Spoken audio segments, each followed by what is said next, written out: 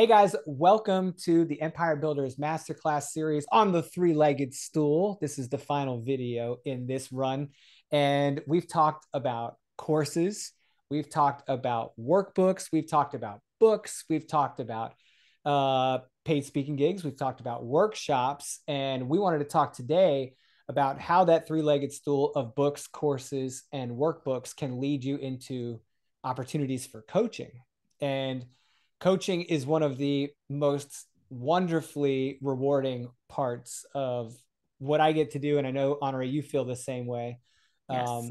In fact, I think that it's probably the single most rewarding part about what I get to do for my clients. But yeah, it's really, really important that people that haven't had that experience with coaching in their discipline kind of get a little bit of a taste, I think, from us in this video about what that means for our business and how we got into that. So you are a very, very, very well-known and experienced coach. You're one of my coaches, right? So I've actually found Yes. you through your book, then your course, but Yeah. then the mastermind, which is like coaching on steroids.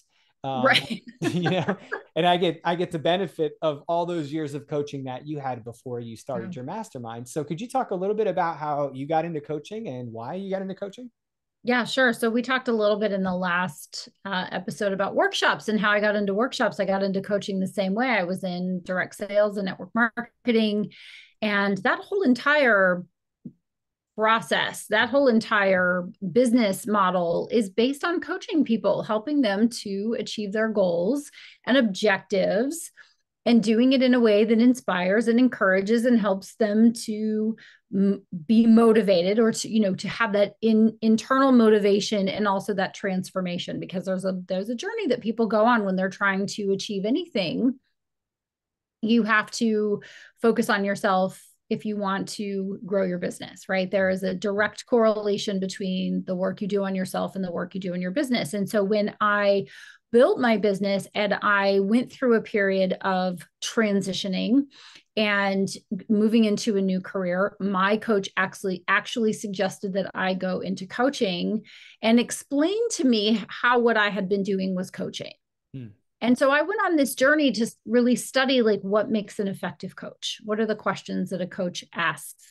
What are the different ways that you listen to somebody, right? You're listening to what someone says. You listen to what they're trying to say. You figure out what they're not able to say, right? So there's all the different levels of listening that go into coaching.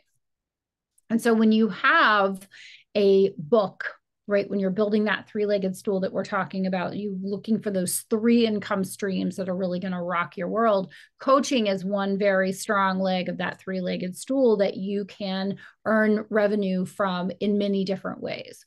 But how I started my journey as a coach was transitioning from coaching people in that direct sales business model into coaching them one-on-one as professionals, from as a professional coach coaching professionals to meet and exceed their objectives, to identify their goals and to exceed them. And it is really truly what you said.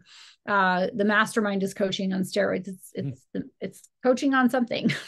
it's usually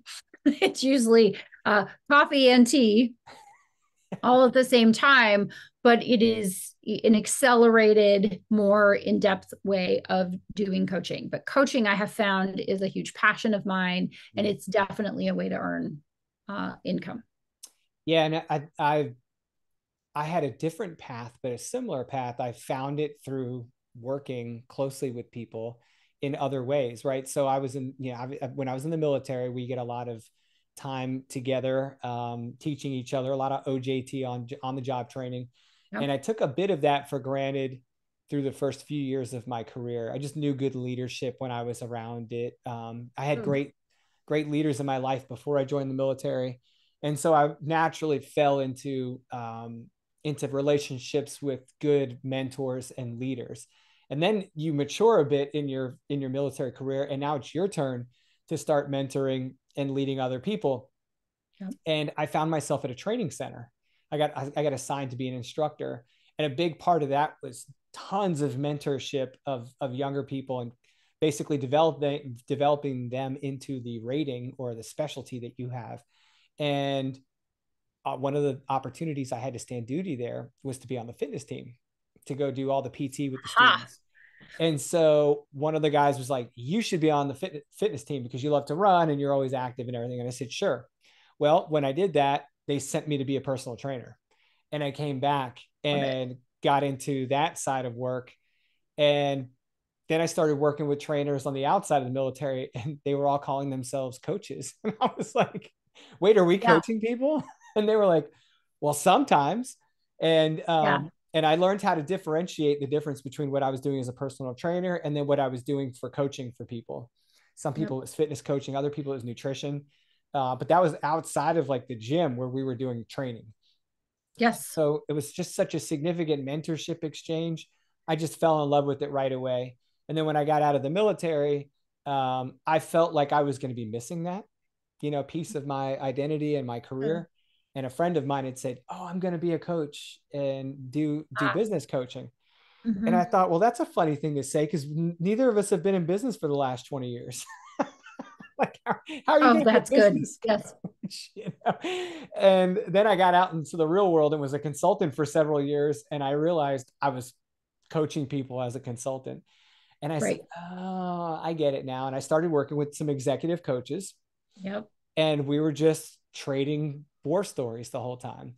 And the relationship building, the one-on-one kind of trust that gets developed between the coach and the person that they're working with um, is inherent to a coaching relationship. And I think that people Yes. that think that they're coaching, but they don't have that connection with people, that's not real coaching. Like you have to be like able to really, like you said, you can understand what they're trying to say, even though they can't say it. And you're moving them toward closing some performance gap or achieving some goal that they just have such a hard time dealing with. But it's more than the technical and education side of it.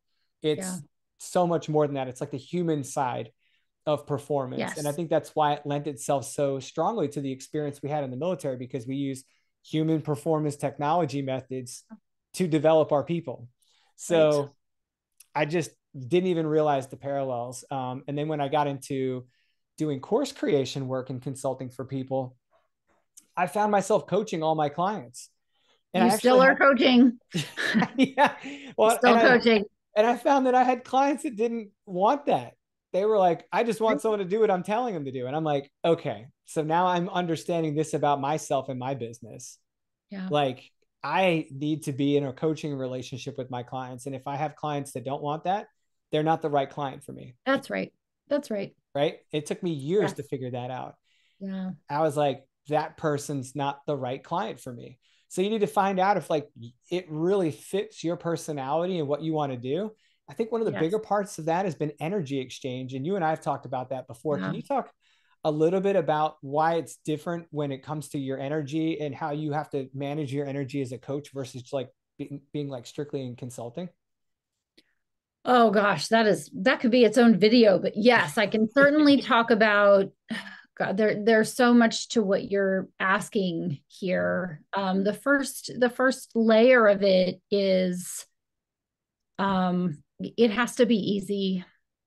It's right. It's some in some aspect of the coaching process. So what you were talking about just a minute ago is that some people are not coachable. Right. And so if someone is not coachable, then you cannot coach them, no matter how good you are as a coach, no matter how strong your coaching skills, right? So there's the coaching skills bucket. There's the caring and compassion bucket, Right. right? You have to turn that on because I think you have to really care about the people that you're working with. Absolutely. And then there's the intuitive piece of it, which is I have ESPN, right? I always say when someone goes, how did you know? It's like, I have ESPN. I have a sixth sense because I have the coaching skills and I have the compassion and the caring. And then that lends me to pay attention to what's going on with the person. Are they responding? Are they not responding? Are they tuned in? Are they not tuned in? Right? We've established that they're coachable, but then people behave different ways when they are feeling good or when they're not feeling good. And so then therein lies this energy piece that you're talking about, which is someone, do you have to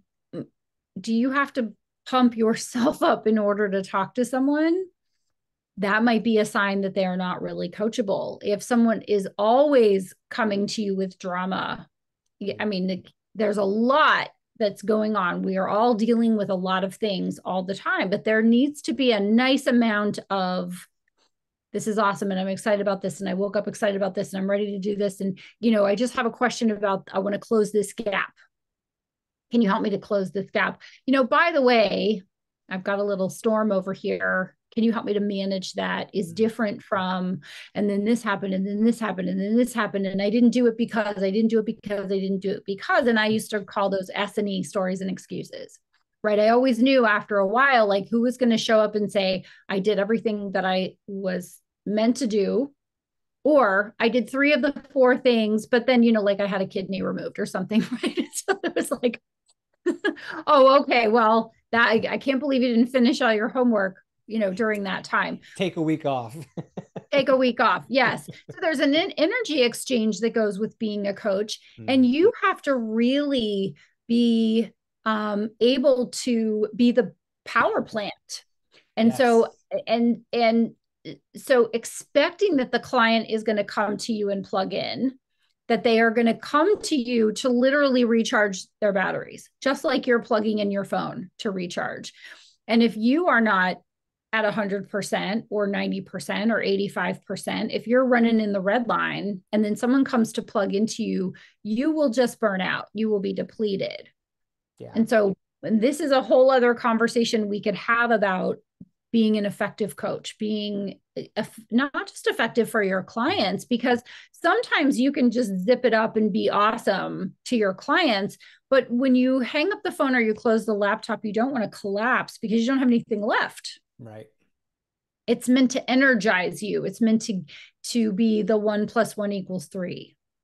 Mm-hmm. I know at the end of an event, whether that event is a one-on-one coaching session, a virtual meeting, or an in-person meeting, there's part of me that's just tired because I gave it 110%, but it's that good tired where I'm wired, right? Mm. Then there's the tired that it's like, I gave it all I had. I don't even have anything left. Like, I can't even eat a potato, right? Like, I'm just going to bed because I'm spent.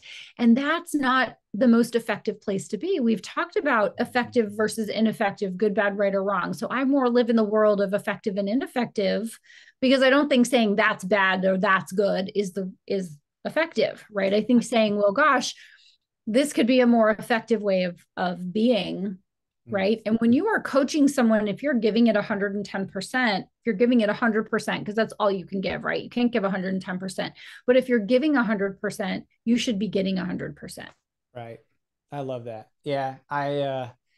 That takes time to learn. And I think that's a good message for people out there that are either new to coaching or they've been coaching for a while and they're still figuring out that piece. Is I can pick up on it very quickly now, whether I'm going to be able to do, like you said, whether I'm going to be able to be that power plant for that person, just like my coaches have had to have been for me. I mean, when I'm at my absolute worst, that's when they're my absolute best resource, right? Yep. Like, that's when I need the coach the most.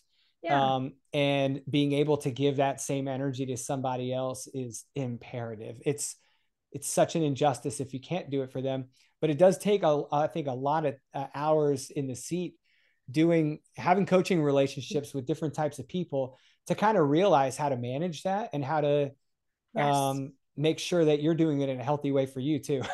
It's like you were saying, you don't want to go to bed wiped out every night. Right. Yeah. Right. And there's something to be said for listening to that part of your brain that says, this person is too much for me. Mm-hmm. And that's perfectly fine. I have said no to clients who are perfectly willing to pay, perfectly nice people, but they were very high maintenance people. Right. And I knew that they would be high maintenance in a way that would not work for me. Right. Yeah. Does that make sense? Because there's different levels of absolutely of need and help.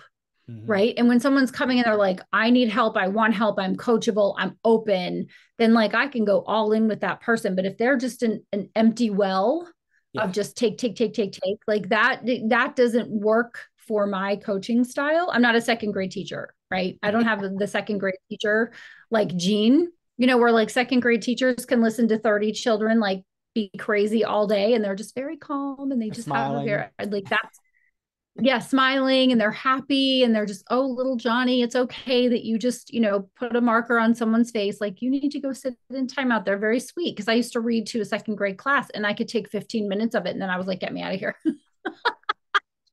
I'm like, oh, they're very, very cute. These children, let me go. Please let me go home. So you have to understand how you're wired. It's also why I wasn't a life coach. I was a Mm. business and executive coach because that's where I wanted to meet people, right? So you just have to know yourself and then you have to be able to attract the right people to you and let the people that are you're not the right fit for them if they're not the right fit for you. Like you can't put a square peg in a round hole, right? So it's not like, well, they're not the right person for me. I'm not the right person for them, but I need the money. That's also a different conversation. But it's better if you just let them go elsewhere. Mm. Everything's going to be fine. Right. Right. You know what I think Yeah. is so cool about this particular conversation and the topic of coaching is that all this stuff we just said applies to the person hiring a coach as well. It's like all those things you Right. feel like you should be Yes. Yes. expecting and experiencing that with your coach. Like it's such Yes. Oh, interdependent please. Like relationship. you want, yes, like I want a coach that I look up to. I want a coach. Like I remember when I first started coaching, like I consider coaches to have a really high level of performance. Mm-hmm. And I read a book called The Portable Coach by Thomas Leonard. It's something else now. It's called something else now. But I remember going through that book because my coach said to me, Honoree, I think you would make an excellent coach, but you've got to have all your ducks in a row. And I remember saying, oh gosh, I don't have a super reserve. There's a whole section in there about having a super reserve of everything, having a super reserve of money, having a super reserve of time, having a super reserve of energy so that you could kind of encompass any situation and handle it. Mm. And I legitimately am such a nerd that I made a checklist and printed it out. And like as I was going through the book, and checking the boxes. Like I was like, oh gosh, I gotta have 6 months of toilet paper. Okay, great. Like like when it go like I just remember like going through that and taking that very seriously. And I remember talking to a woman and she was the sister of at the time a very well-known Fortune 500 CEO. And so Mm. she was referred to me and she said, if you have all your ducks in a row, like why are you a single mom? Yeah. And I had an answer for her, right? I had an answer for that question.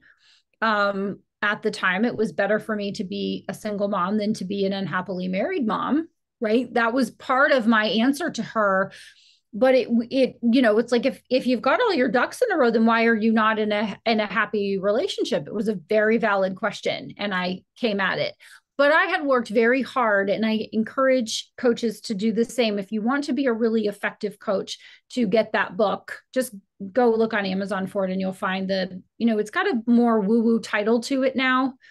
It's not called the Portable Coach anymore. It's like the laws of magnetism or the something like that. It's got a more woo-woo title, but it's very practical in its advice. It's very practical in that you are meant to make sure that all of your ducks are in a row so that you have extra time to hop on the phone with someone when they need to talk to you, that you have additional money for when there's a problem, right? You get into a car accident or you chip a tooth or I don't know, like what's the thing, anything that can go wrong, you have money for it. It's not like, oh gosh, like the dog is sick, I have to take the dog to the vet, but I don't have money in reserve, right? So there are things that you can do to set yourself up for success, having lots of internet, right? And so for a really long time I had all the redundancies in place too, right? Like I would have backups for my backup and my backup, and people would make fun of me. And I'm like, but I'm always prepared. Like I'm ready to go.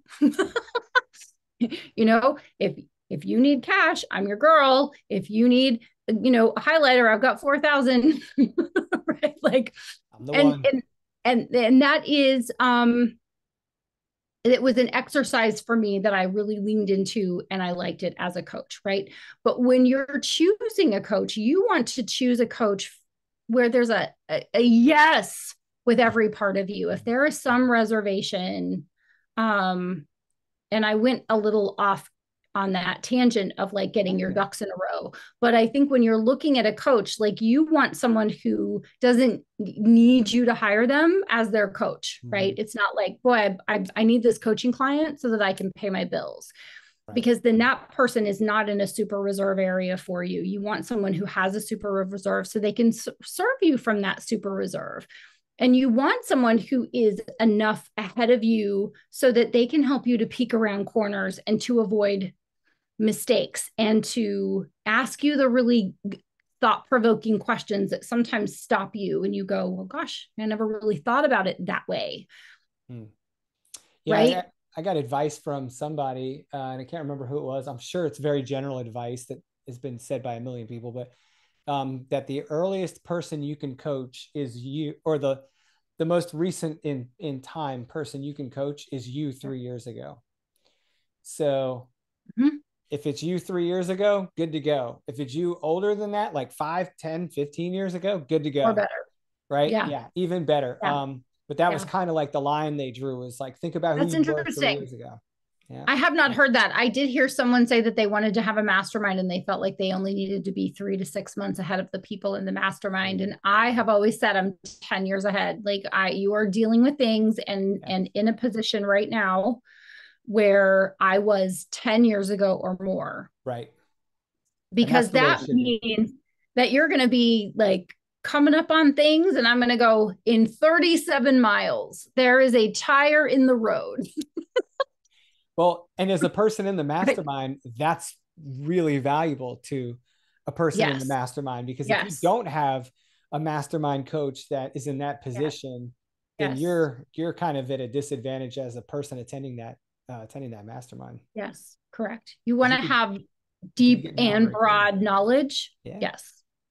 Yes, for sure. Absolutely. Well, I think we're going to have to do another video on coaching so we can talk about what's the best way to get into coaching and how to maybe combine. Because I mean, a lot of people we're talking to are authors, and course creators and Yeah. consultants, right? So we're talking about those three people that aren't coaches yet. People that are coaching, they're gonna be this is all gonna be resonating with them. They're gonna be sitting back, drinking their coffee, smiling and laughing and having fun with this.